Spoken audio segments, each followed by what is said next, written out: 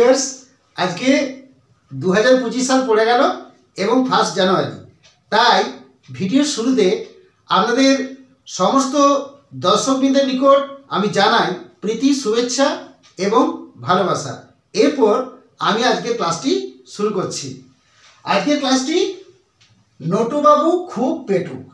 তাহলে এই বাক্যটিকে আমি 3টি অংশে বিভক্ত করছি। নটুবাবু একটি অংশ, খুব একটি অংশ এবং পেটুক একটি অংশ।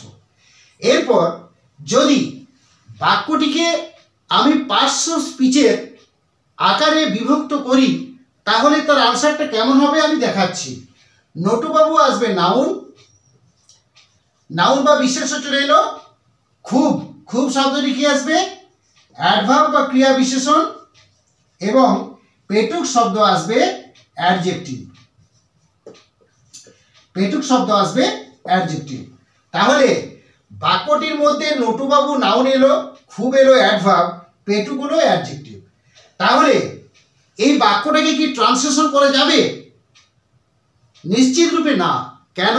কারণ দেখুন, বাক্যটির মধ্যে নটুবাবু এসেছে, নাউন, অ্যাডভার্ব, অ্যাডজেক্টিভ এসেছে। তাহলে ভার্ব কোথায়? আমরা কি জানি, একটা সেন্টেন্স বা বাক্য কে যদি কমপ্লিট সেন্টেন্সে প্রকাশ করতে হয় তাহলে বাক্যটার মধ্যে অবশ্যই দুটো অংশ থাকতে হবে, সাবজেক্ট এবং প্রেডিকেট, অর্থাৎ উদ্দেশ্য এবং বিধেয়। তাহলে এখানে কিন্তু কোনো আমার বিধেয় অংশ নেই।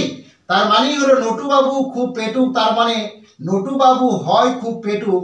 তাহলে যে হয় অংশ অর্থাৎ বি ভার্বের যে অংশটি সেটি কিন্তু আমাকে ধরতে হবে, সেটি বাক্যের মধ্যে আন্ডারস্টুড বা উজ্জ অবস্থায় রয়েছে।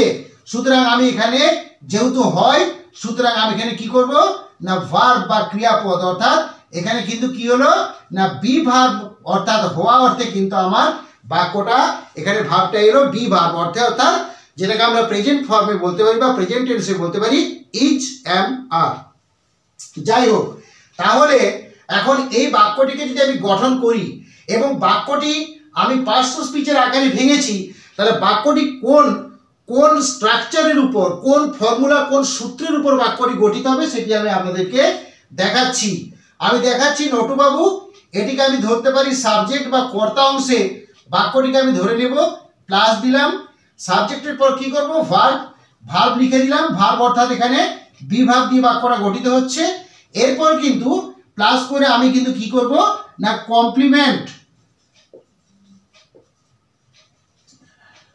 আমি কমপ্লিমেন্ট লিখলাম। তাহলে এই বাক্যটির মধ্যে একটি সমস্যা চলে এসেছে। এখন সেই সমস্যাটি কি সেটি আপনাদের সামনে আমি বিস্তারিত আলোচনা করছি। সমস্যাটি কি দেখুন, এখানে আমি যে কমপ্লিমেন্ট শব্দটি উল্লেখ করলাম, তাহলে কমপ্লিমেন্ট শব্দটি উল্লেখ যে করেছি, বাট এখানে খুব একটি অংশ আছে, পেটুক একটি অংশ আছে। তাহলে খুব পেটুক অংশটিকে পুরোটাই কি আমি কমপ্লিমেন্ট হিসেবে ধরবো, নাকি খুব শব্দটা আলাদা করব আর পেটুক শব্দটা আলাদা করব? জাস্ট এটা কিন্তু একটা, এর মধ্যে কিন্তু একটা বিভ্রান্তির একটা পরিস্থিতি রয়ে গেছে যে আমি কি করব, খুব পেটুক অংশটাকে কি একসঙ্গে যুক্ত করব? কিন্তু উত্তরটা হলো হ্যাঁ, খুব পেটুক অংশটাকে একসঙ্গে যুক্ত করতে হবে, না হলে বাক্যের মধ্যে তার যে স্ট্রাকচার সেটা কিন্তু ভুল হয়ে যাবে। কিভাবে আমি দেখাচ্ছি। দেখুন, এখানে খুব শব্দটি হলো অ্যাডভার্ব বা ক্রিয়া বিশেষণ, পেটুক শব্দটি হলো অ্যাডজেক্টিভ বা বিশেষণ। তাহলে এই বিষয়টি জানতে গেলে আমাদেরকে জানতে হবে অ্যাডভার্ব কাকে বলে। আমরা ইংরেজি গ্রামারের সূত্র অনুসারে জানি অ্যাডভার্ব কাকে বলে, যে ওয়ার্ড একটা সেন্টেন্স বা বাক্যের ভেতরে, যে ওয়ার্ড একটা সেন্টেন্স বা বাক্যের ভেতরে ভার্বকে বিশেষিত করে, অ্যাডভার্বকে বিশেষিত করে, আবার কিন্তু বাক্যের মধ্যে অ্যাডজেক্টিভকেও বিশেষিত করে, তবেই কিন্তু তাকে অ্যাডভার্ব বলে। তাহলে অ্যাডভার্ব এখানে কিভাবে কাজ করছে জাস্ট সেই বিষয়টা আমি আপনাদের সামনে উপস্থাপন করছি। লক্ষ্য করুন, পেটুক, তাহলে খুব পেটুক, অর্থাৎ এই যে পেটুক শব্দটি অর্থাৎ এই যে অ্যাডজেক্টিভ পেটুক, একে কি করছে, এই শব্দটির উপর কি করা হচ্ছে না এই শব্দটির উপর জোর দেওয়া হচ্ছে, স্ট্রেস দেওয়া হচ্ছে। অর্থাৎ নটুবাবু পেটুক, কিন্তু নটুবাবু কেমন পেটুক না খুব পেটুক। তাহলে পেটুক শব্দের উপর কি করছে, খুব শব্দটা জোর দিচ্ছে, খুব শব্দটা পেটুক শব্দের উপর জোর দেওয়া হচ্ছে। কেমন পেটুক? খুব পেটুক। তাহলে খুবটা কি হলো, খুবটাকে আমি বললাম কি অ্যাডভার্ব বা ক্রিয়া বিশেষণ। কারণ এই খুব শব্দটি, এই অ্যাডভার্ব কি করছে, এখানে অ্যাডজেক্টিভকে কি করছে, বিশেষিত করছে, যাকে আমরা ইংরেজিতে বলি মডিফাই করছে, বা কি বলি মডিফাই করছে বা কোয়ালিফাই করছে। সুতরাং খুব এই অ্যাডভার্ব শব্দটি পেটুক নামক অ্যাডজেক্টিভ শব্দটিকে কি করছে, মডিফাই করছে, মডিফাই করছে, বিশেষিত করছে, বা কোয়ালিফাই করছে, বিশেষিত করছে।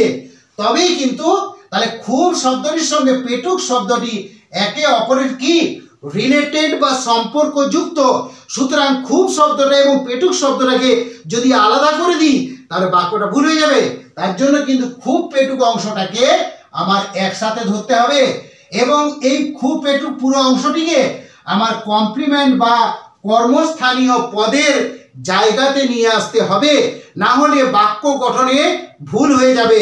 সুতরাং এই হিসাবে আমি বাক্যটিকে কি পেলাম, subject plus verb plus complement, এই হিসেবে এরপর আমি বাক্যটিকে তার কোন সঠিক সূত্র অনুযায়ী বাক্যটি গঠিত হবে তার সমস্ত স্ট্রাকচারটা আমি পেয়ে গেলাম, এবং পেলাম কি, পেলাম subject plus verb plus complement. এই সূত্রটির উপর এই বাক্যটি গঠিত হবে। এরপর বলি, আমাদের এই যে পেটুক শব্দটি, আমরা নটুবাবু খুব পেটুক, এখানে পেটুক শব্দটি নিয়ে আমাদের সমস্যা হবে। তো পেটুক শব্দটি যেটি সবচেয়ে ইংরেজি সহজ ইংরেজি, পেটুক শব্দটির সবচেয়ে সহজ ইংরেজি সেটা হলো কি, সেটা হলো আমরা বলতে পারি GREEDY, গ্রিডি, অর্থাৎ গ্রিডি অর্থাৎ লোভী। লোভী মানে কি, পেটুক শব্দের দ্বারা কি বোঝায়, যে মানুষ বেশি বেশি খাবার খায় তাকে পেটুক বলা হয়। তাহলে এই পেটুক শব্দটির সবচেয়ে সহজ ইংরেজি হলো কি, GREEDY, গ্রিডি। এই গ্রিডি হলো পেটুক শব্দের সহজ ইংরেজি।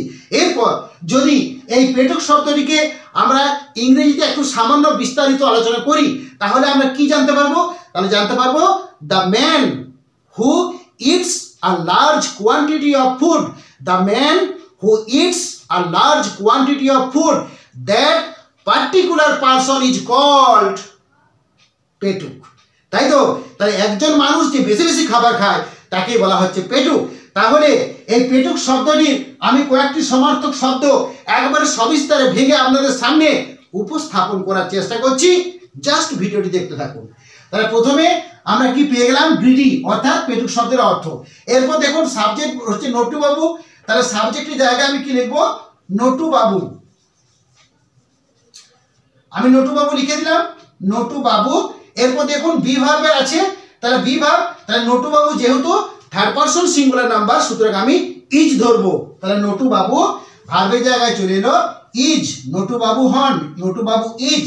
এরপরে প্রথমে আমি কি করব, নটুবাবু ইজ, এরপর কি আছে, ভেরি ভেরি গ্রিডি। প্রথমে আমি করে দিলাম নটুবাবু ইজ ভেরি গ্রিডি, হয়ে গেল। তাই নটুবাবু ইজ ভেরি গ্রিডি, নটুবাবু হয় খুব পেটুক, হয়ে গেল একটা অংশ। এরপর দ্বিতীয় অংশ দেখাচ্ছি। দেখুন এই যে গ্রিডি শব্দটি, এই গ্রিডি শব্দটি এর পরিবর্তে আমি কি বলতে পারি, এর পরিবর্তে আমি বলতে পারি, দেখুন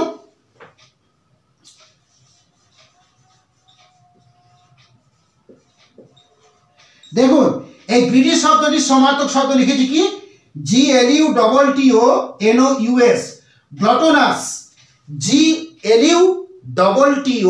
GLUTTONOUS, গ্লটোনাস। গ্লটোনাস শব্দের অর্থ কি, পেটুক। GREEDY, গ্রিডি শব্দের অর্থ হলো পেটুক।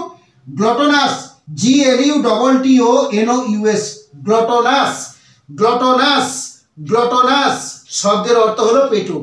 এরপর এরও আমি একটা সমার্থক শব্দ লিখছি, দেখুন এই গ্লটোনাসের পরিবর্তে আমি এখানে বলতে পারি কি না,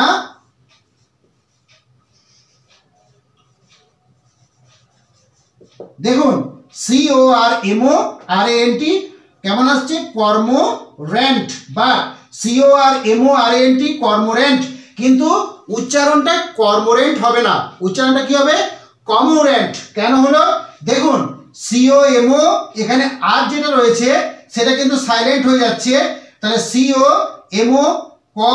COMORANT উচ্চারণটা আসবে কমোরেন্ট, এই আরটি কিন্তু উচ্চারিত হবে না, তাহলে উচ্চারণটা হলো কমোরেন্ট, কমোরেন্ট, কমোরেন্ট মানে হলো পেটুক। এরপর দেখুন এরপরে আর একটা সমার্থক শব্দ আমি আপনাদের সামনে উল্লেখ করছি, সেটা হলো কি, সেটা হলো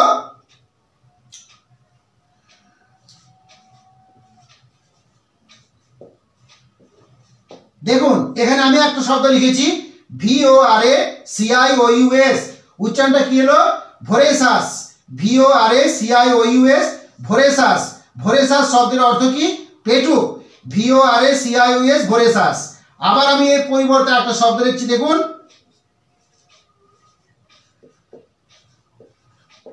দেখুন EDACIOUS এডেসাস। EDACIOUS এডেসাস। EDACIOUS এডেসাস। তাহলে কি হলো, আমি কি লিখলাম পেটুক। পেটুক শব্দের 1 নম্বর ইংরেজি লিখলাম কি GREEDY গ্রিডি। 2 নম্বর লিখলাম গ্লটোনাস GLUTTONOUS। 3 নম্বর লিখলাম কি লিখলাম CORMORANT কমোরেন্ট। 4 নম্বরে লিখলাম ভোরাসাস VORACIOUS এবং 5 নম্বর লিখলাম EDACIOUS এডেসাস। তাহলে এই 5টি 1 2 3 4 5 5টি সমার্থক শব্দ। পেটুক শব্দের কি 5টি সমার্থক শব্দ হয়, সেই 5টি সমার্থক শব্দ এবং তার উচ্চারণ আমি আপনাদের সামনে তুলে ধরা বা উপস্থাপন করার চেষ্টা করেছি। এরপর দেখুন, এরপর এই বাক্যটিকে, এই যে নটুবাবু হয় খুব পেটুক, নটুবাবু খুব পেটুক, এই বাক্যটাকে যদি আমরা কিন্তু আরো সহজে এক কথার মাধ্যমে যদি প্রকাশ করতে চাই, এই বাক্যটাকে নটুবাবু হয় খুব পেটুক, এই বাক্যটাকে যদি আমি একটা ইডিয়ম বা বাগধারার পর্যায়ে ফেলি, তাহলে বাক্যটা অতি আকর্ষণীয় এবং অতি সুন্দর হয়ে উঠবে। সেটা কিভাবে হবে আমি আপনাদের সামনে উপস্থাপন করার চেষ্টা করছি। লক্ষ্য করুন, আমরা বলতে পারি কি, দেখুন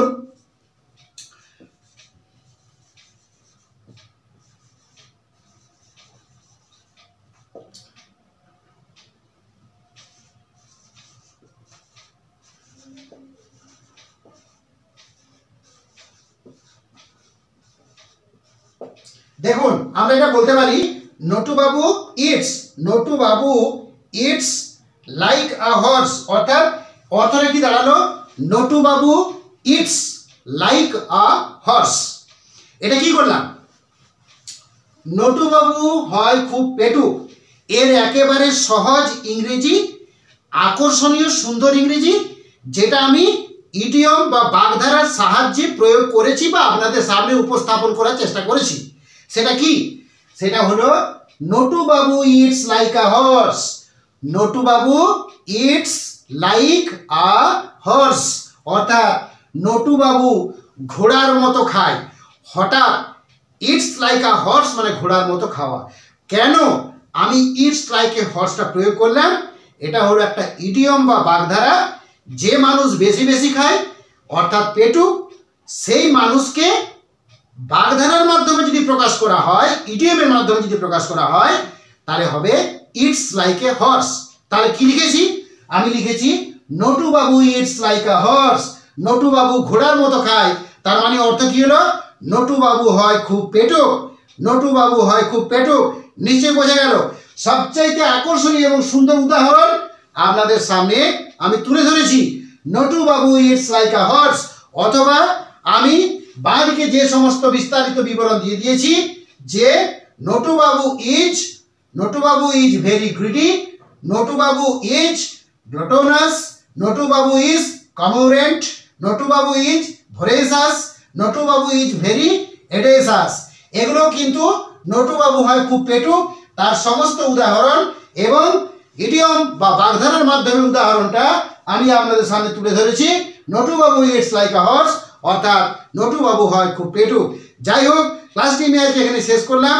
ক্লাসটি কেমন লাগলো অবশ্যই কমেন্টের মাধ্যমে জানাবেন। যদি ভালো লাগে লাইক, সাবস্ক্রাইব এবং শেয়ার অবশ্যই করবেন। So finally thanks to everybody for watching my video. Thank you.